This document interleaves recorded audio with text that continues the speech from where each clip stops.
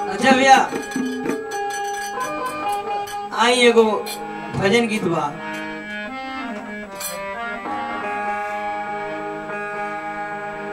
हमनी के रंग पुरवैया यूट्यूब चैनल के माध्यम से ये सब कलाकार जुटल बनी जा आ सबके सहयोग से ये चीज हो रहा बा। जरूर सब एक के दुलार प्यार दे। अभी हमनी के भी ट्रेनिंग चलता, ऐसे जो कुछ भी त्रुटि हो जाए तो रोज से क्षमा करो।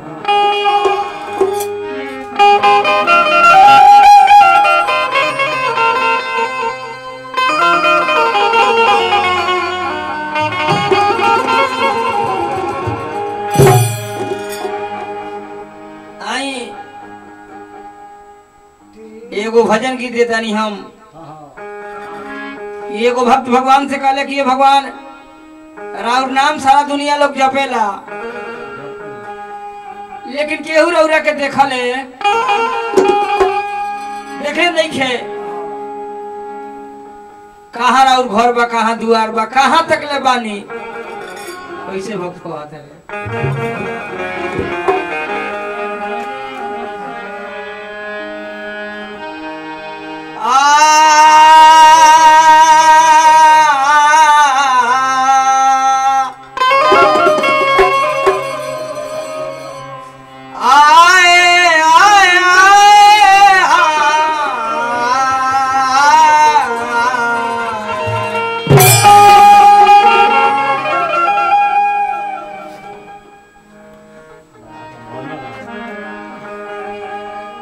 तुलसी इस संसार में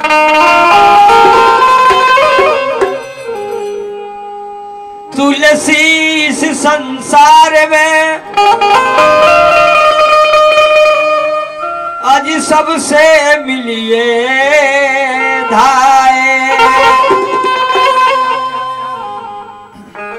ना जाने किस भेष में नारायण मिल जाए।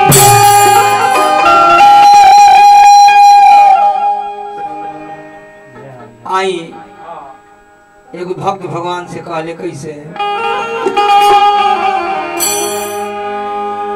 कि चलता डगरिया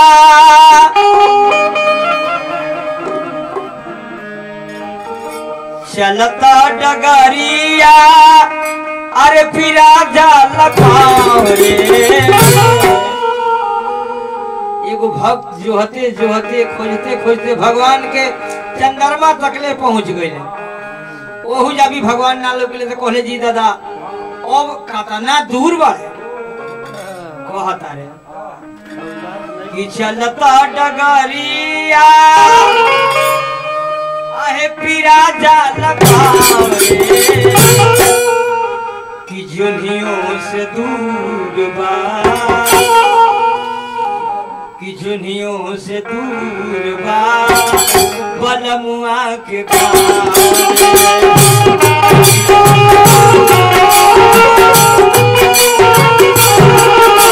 जुनियों से दूर बा बलमुआ के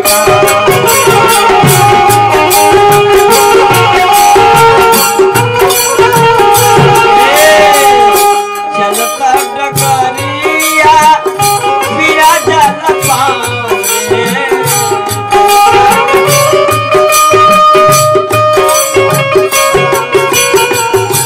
चलता डगरिया फिरा जाला पाँव रे।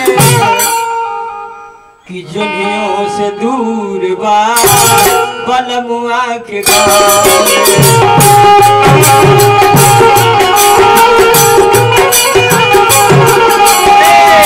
दुनियों से दूर बा बलमुआ के गाँव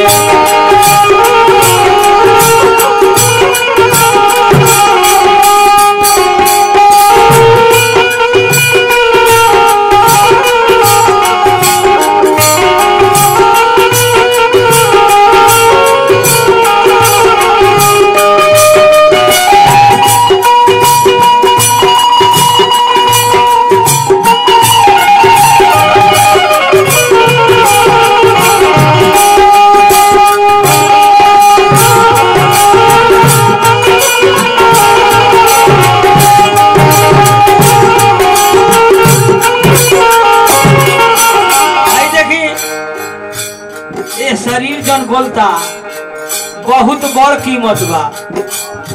आई बोली ना तो कुछ हो कीमत नहीं है। कहता रे छिच जन पावक गगन समीरा आए छिच जन पावक गगन समीरा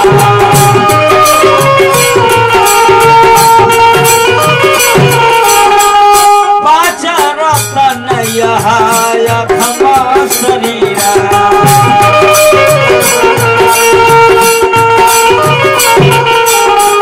छित जल पावक गगन समीरा पाँच रतन अथम शरीरा बिना भज होइना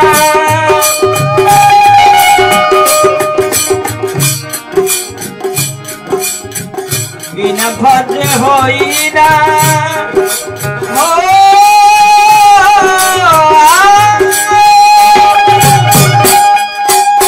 बिना भज होइना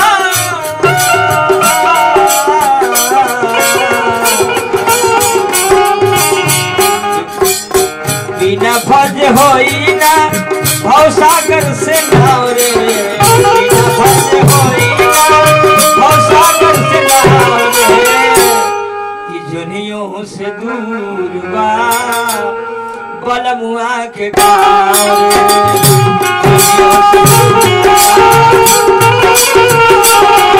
जुनियों से दूर बा बलमुआ के गाँव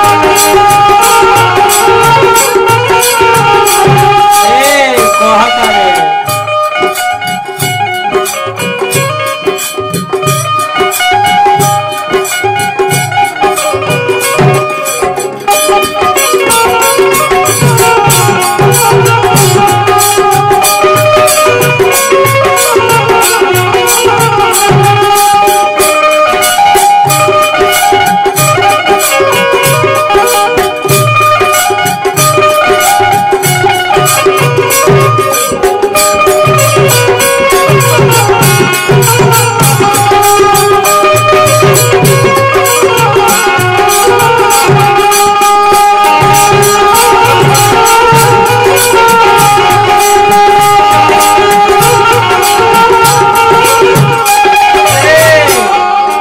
हमनी के कुछ करता नहीं जा, लेकिन एजा से कुछ ले जाए के पड़ी, दिखलावे के पड़ी उनका के।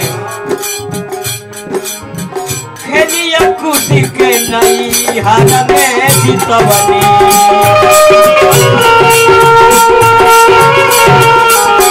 गुनाया गुन कुछ सिखहु न पवनी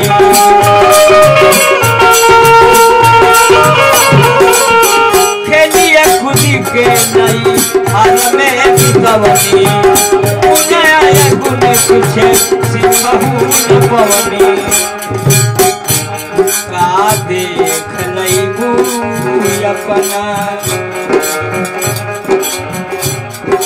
अपना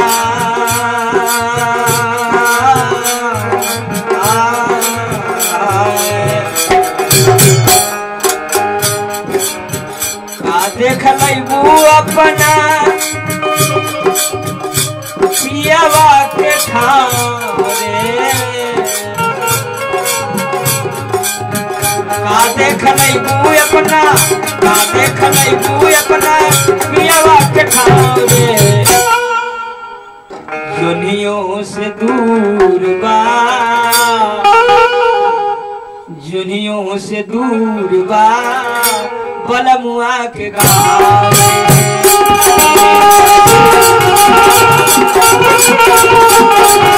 जुनियों से दूर बा बलमुआ के गाँव